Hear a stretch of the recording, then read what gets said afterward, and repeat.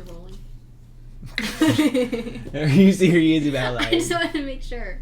Yes, it's rolling. Okay. 3, 2, 1. Hello, everyone.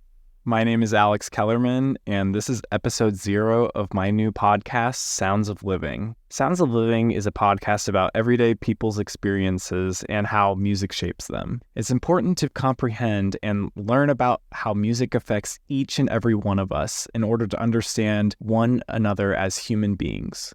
We all have emotions and experiences that are associated with pivotal points in our lives, and music that reminds us of those feelings and moments. Each episode will be a different person. They get to pick 3 pivotal points in their lives and talk about where music has made them who they are today. It can be whatever you're comfortable with sharing. Examples could range from managing a divorce and what music got you through it, to remembering an anthem that you had on that summer trip you went on with your friends in 2019. I'm going to be discussing my 3 pivotal points in my life where music has made me who I am today. Warning, I will be talking about difficult experiences I've had, so if you feel uncomfortable with my topics, including sexual assault, I advise you to stop listening when I discuss my final artist that has affected me. Let me start off with my first artist. Journey has been my favorite band ever since I can remember. Actually, the first song that came on that I can remember was probably maybe when I was around 2 or 3. I can't remember exactly, but it was Separate Ways, and it was the first Journey song I've ever heard. I knew instantly that it was my favorite group. The voice of Steve Perry was so soothing, and I knew instantly it was like my favorite band. I was going to continue to try to explore more songs as I grew up. It actually led me into learning more about the genre rock and roll.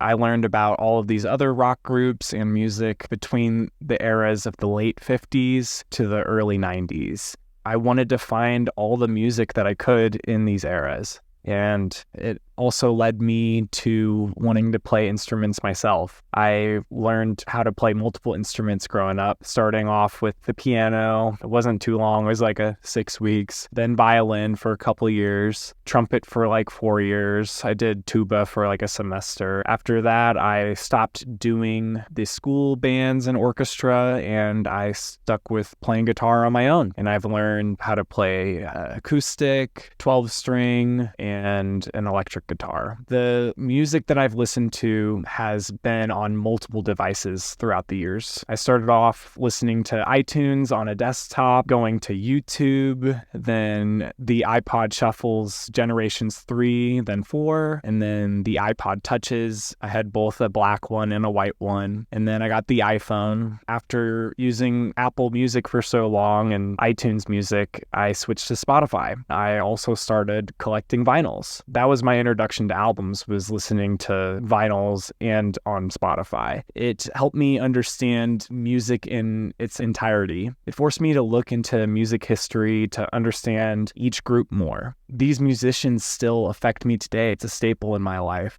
I continue to listen to Journey as much as I did before. It also reminds me where I came from, makes me feel grounded. I've always been able to escape in my love for music because of Journey. My favorite Journey song is Faithfully, because the rock ballad, it just is the perfect love song, and being on the road, and I ended up doing an interpretation in sign language in high school of that song too, and made a music video. It's been a very special song in my heart for a long time. It allowed me to have emotions as a man, especially the rock ballads. They make me feel all the love that I have in general for myself, for the people in my life, for the music, for the experiences I have, and it's allowed me to be vulnerable. That's something that I really love about myself. For Journey, the albums that I recommend you listen to are Infinity and Raised on Radio. Infinity is the first album that Steve Perry was on, and it really shows a young version of him. His voice is a lot higher, and it's just phenomenal. Every person in the band is just a great performer, from the drums to the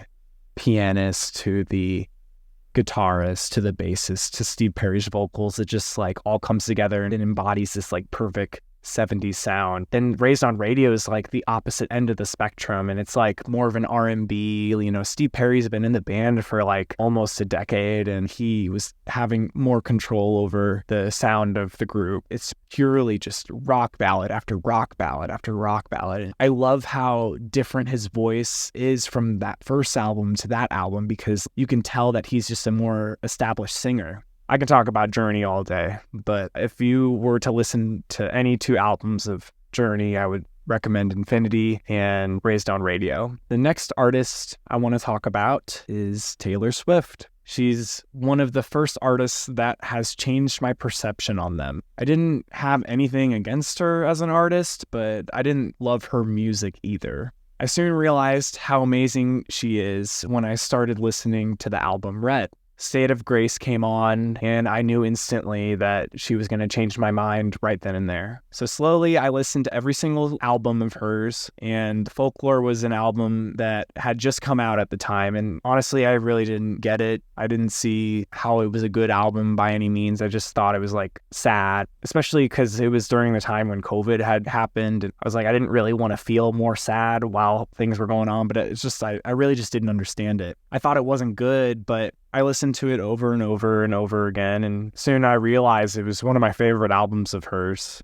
I just have mad respect for her because she's made me realize that every musician deserves a chance to be listened to. I fell in love with her music and have become a part of her community. Now I understand why people love her so much. She's just been such a huge pivotal point for me, and I didn't realize how listening to her music would affect me before I started listening to it. I just thought she was just another average singer. On top of loving her music, I also started listening to what messages she had in her music. She helped me better understand what it is like to be a woman in a misogynistic society. And my mom and ex both taught me about the importance of understanding a woman's perspective, but Taylor Swift was able to dive deeper with how she presented that perspective. It made me realize how much I don't know and how I need to be patient and understanding. Also, the privileges that I have as a man. There are so many things that I don't even think about that women worry about on a daily basis, including credibility, feeling safe, having to work harder in some aspects. I could just keep going, but those are the 3 points that I think about. Some albums that I recommend that you listen to of hers are Midnights and Folklore. Both are amazing albums, but they're on completely different ends of the spectrum. And they both have changed my life, with Midnights being a powerful pop album that had a huge commercial success. There's a reason for it. Everybody needs to give it a chance. And of course, Folklore. Folklore was the album that I hated until I learned to love it. Giving it a chance is what made me love her music so much. You really don't know until you try to sit down and learn and understand things. The last artist that I would like to talk about is Kendrick Lamar. Remember I was saying about the sexual assault part? This is the artist that I'm talking about when I discussed that topic. My perception of rap and hip hop was very negative prior to me giving Kendrick Lamar a chance. I didn't understand why people liked rap. I just thought that rap was people talking fast to loud beats. I thought rap wasn't considered music because growing up, that's how it was viewed in my family.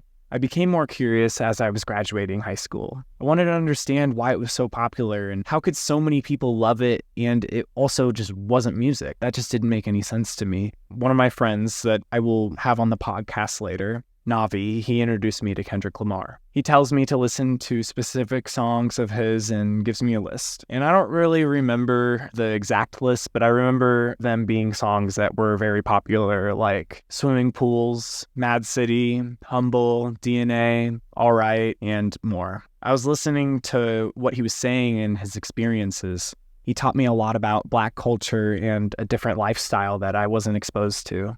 Kendrick taught me so much about the perspective of a Black man in America, the struggles with systemic issues that are never in their best interest. Understanding the history I was taught outside of what they teach us in school, he made me feel angry, but also feeling validated in my feelings towards life being unfair. He taught me all of the stereotypes that I didn't understand. He taught me how hip-hop history and the important figures who have influenced him as an artist. He inspired me to look outside of my own personal experiences because he makes me want to understand everyone's perspective, whether it be in music or in general. And this leads me to his most recent album he released, Mr. Morale and the Big Steppers. And his previous works had affected me so much, but it wasn't until this album that I realized how much I needed him and his music in my life. At this time the album was released, I was in a really dark place mentally.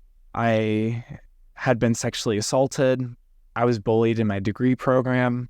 I felt that my perspective wasn't valued in the environments I was working and learning in, and I struggled with finding support with the people around me. But this album kept me going. He taught me that my feelings and experiences I was having weren't okay, but I would get through them. He taught me how to rely on myself. He taught me how to trust my feelings and gut in order to maneuver through these difficult experiences.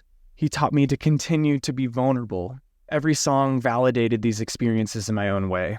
This album was the first album I've heard of his that dove deep into managing my own mental health because he was managing his. And I thought that if somebody in his position was learning to self-reflect and be able to understand his emotions and work through them and, rise above through all these experiences and trauma he's been through, then I can do it. So the albums that I recommend you listen to are, of course, Mr. Morale and the Big Steppers, and the second album, To Pimp a Butterfly. I would say that they kind of are like opposite ends of each other. Mr. Morale and the Big Steppers focuses more on like mental health and trying to understand how to take care of yourself and recognize what's in your control and not in your control. To Pimp a Butterfly goes over the systemic issues and struggles that the Black community have to deal with on a daily basis and have dealt with for hundreds of years. These albums have taught me the most about Black culture and managing my mental health. Thank you so much for listening to my story. It means a lot to me. Music is my first love and will always be a part of my life. And I aspire to be an inspiration to those who want to learn more and go outside of their comfort zone. I hope y'all enjoyed episode 0 of Sounds of Living. Thank you again for listening. And to wherever you are, I wish you happiness and good health.